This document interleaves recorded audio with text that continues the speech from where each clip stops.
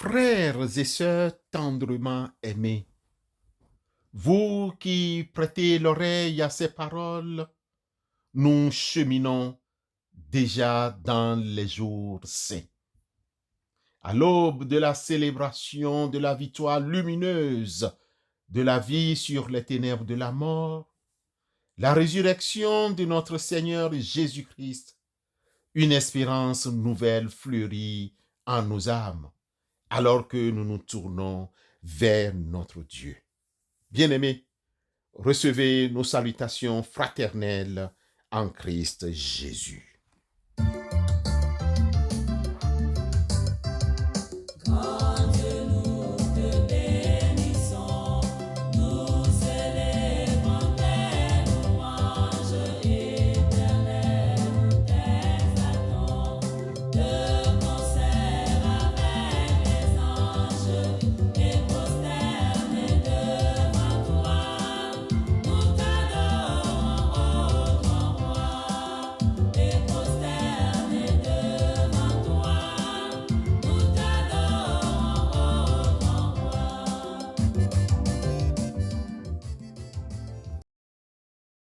Bien-aimés frères et sœurs, nous allons passer une annonce essentielle. Qui a vraiment vu le Christ ressuscité? Frères et sœurs, de ce mercredi 16 au vendredi 18 avril 2025, embarquons-nous pour un voyage spirituel captivant au cœur des récits de Pâques.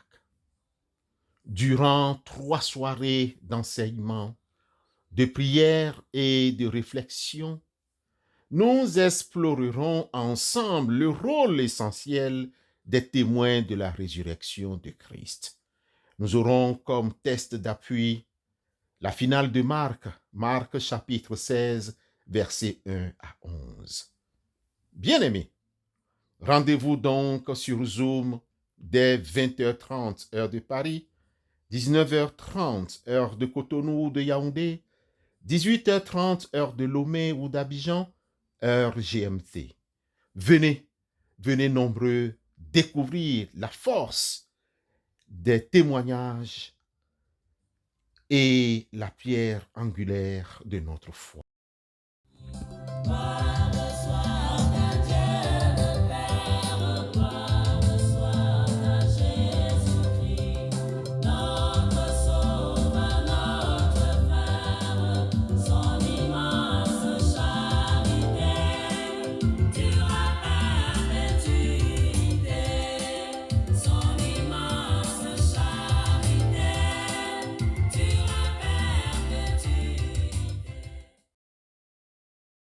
Frères et sœurs dans la foi, nous vous saluons au nom de notre Seigneur et Sauveur Jésus-Christ.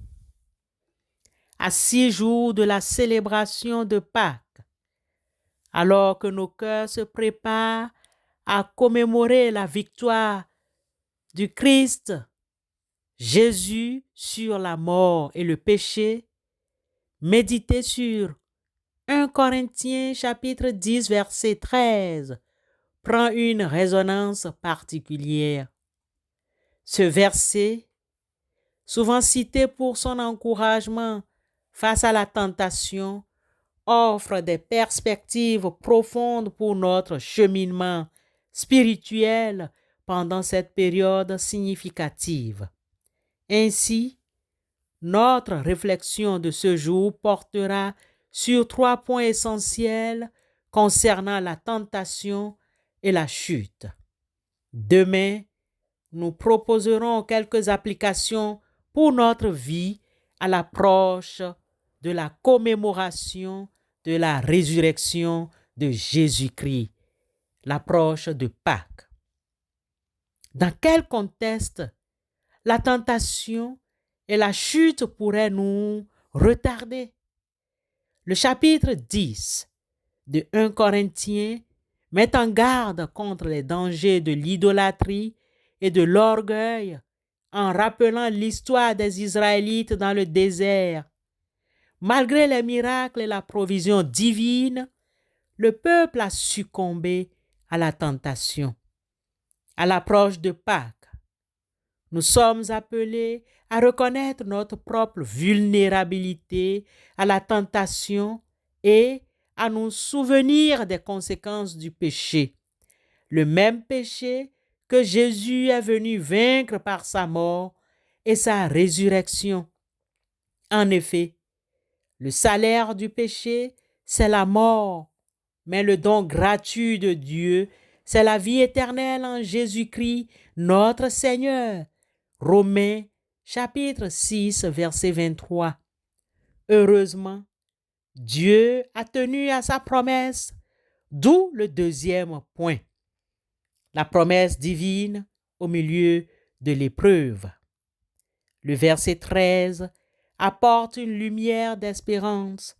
Aucune tentation ne vous est survenue qui n'ait été humaine, et Dieu qui est fidèle ne permettra pas que vous soyez tentés au-delà de vos forces. Mais avec la tentation, il préparera aussi le moyen d'en sortir afin que vous puissiez la supporter. 1 Corinthiens chapitre 10, verset 13.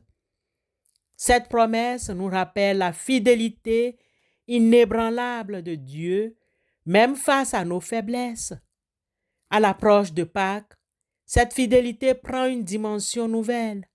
Dieu n'a pas abandonné l'humanité à son péché, mais a envoyé son Fils unique pour offrir un chemin de rédemption. Car Dieu a tant aimé le monde qu'il a donné son Fils unique afin que quiconque croit en lui ne périsse point, mais qu'il ait la vie éternelle. Jean chapitre 3, verset 16.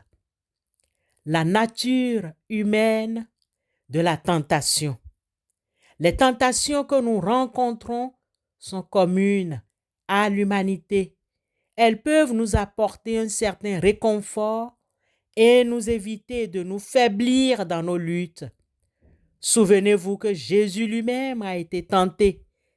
Lire Matthieu 4, versets 1 à 11. Ce qui le rend pleinement compatissant à nos faiblesses. Lire pour votre connaissance Hébreux chapitre 4, verset 15. À l'approche de Pâques, nous méditons sur la pleine humanité de Jésus qui a partagé nos épreuves pour pouvoir nous en délivrer. Le troisième point, le moyen d'en sortir. Préparé par Dieu, la promesse la plus encourageante est que Dieu prépare toujours un moyen d'échapper à la tentation. Ce moyen peut prendre différentes formes. Une force intérieure renouvelée, une sagesse soudaine, le soutien d'une autre personne, une circonstance atténuante ou même la prise de conscience du piège avant d'y succomber. À l'approche de Pâques, nous reconnaissons que le moyen ultime de sortir du pouvoir du péché et de la mort est la croix et la résurrection de Jésus-Christ. Sa victoire nous offre la possibilité d'une vie nouvelle, libérée de l'esclavage du péché. La nécessité de la vigilance et de la coopération est le quatrième point. Frères et sœurs, bien que Dieu offre un moyen d'en sortir, cela ne signifie pas que nous devons être passifs. Nous sommes appelés à être vigilants, à prier pour la force de résister et à coopérer avec la grâce de Dieu.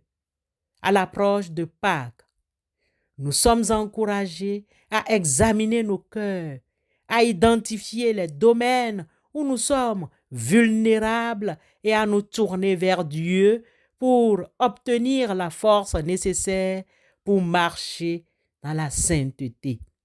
Soyez sobres, veillez. Votre adversaire, le diable, rôde comme un lion rugissant, cherchant qui il dévorera. Résistez-lui avec une foi ferme, sachant que les mêmes souffrances sont imposées à vos frères dans le monde. 1 Pierre, chapitre 5, versets 8 et 9. Amen.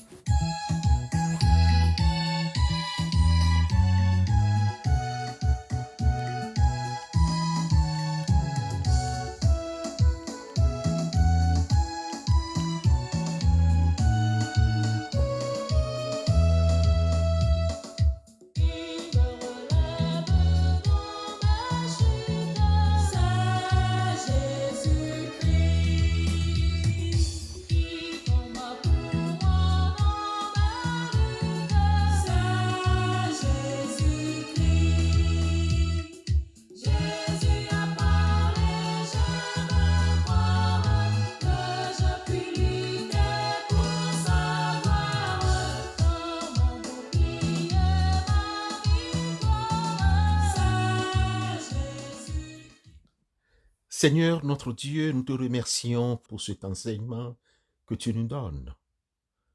Père de toute miséricorde et d'amour infini, en ce jour, nos cœurs se tournent vers ceux et celles qui portent le poids de la vulnérabilité et de la marginalisation dans notre monde. Nous te prions tendrement pour les enfants qui vivent dans la rue, privés de foyer, de sécurité et d'affection. Que ta lumière les guide vers des mains secourables et des lieux sûrs où leur innocence pourra s'épanouir. Nous te présentons, éternel notre Dieu, les personnes engagées dans le vieux métier du monde, souvent victimes de la précarité et de l'exploitation. Que ton amour les touche profondément, leur offrant la dignité, la guérison et la possibilité d'une vie nouvelle. Visite, s'il te plaît, éternel notre Dieu, tes créatures humaines qui vivent leur orientation affective, qu'elles trouvent dans nos communautés un espace d'accueil inconditionnel, de changement, de respect et d'amour fraternel à l'image de ton cœur ouvert à tous. Pour ceux des nôtres qui luttent contre la dépendance aux substances, les prisonniers de toute chaîne qui les éloignent de la plénitude de vie, nous te prions. Accorde-leur ta force de chercher l'aide nécessaire, la guérison du corps et de l'esprit, et un chemin vers la liberté.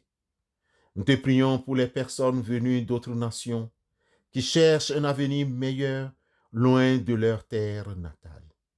Qu'ils soient accueillis avec chaleur et compréhension, et que les barrières de la langue et de la culture s'estompent devant la fraternité humaine. Seigneur, nous te présentons tous les enfants, conscients de leur valeur inestimable à tes yeux. Que ton amour infini les enveloppe, que ta justice les relève et que ta paix les inonde. Inspire en nous des cœurs compatissants et des mains agissantes pour construire un monde où chacun trouve sa place et sa dignité. Père éternel, nous te prions en ton nom, toi qui es amour et miséricorde pour tous, aujourd'hui et pour les siècles des siècles. Amen.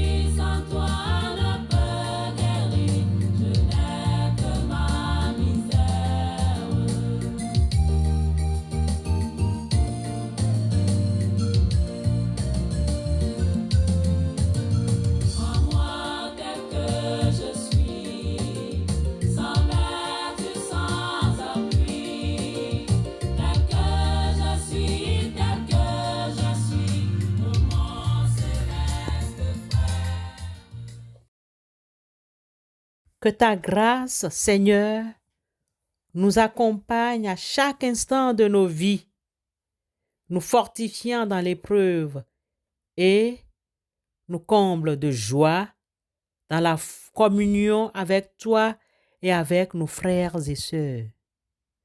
Que la bénédiction de Dieu Tout-Puissant, le Père, le Fils et le Saint-Esprit descendent sur nous et demeurent toujours avec nous. Amen.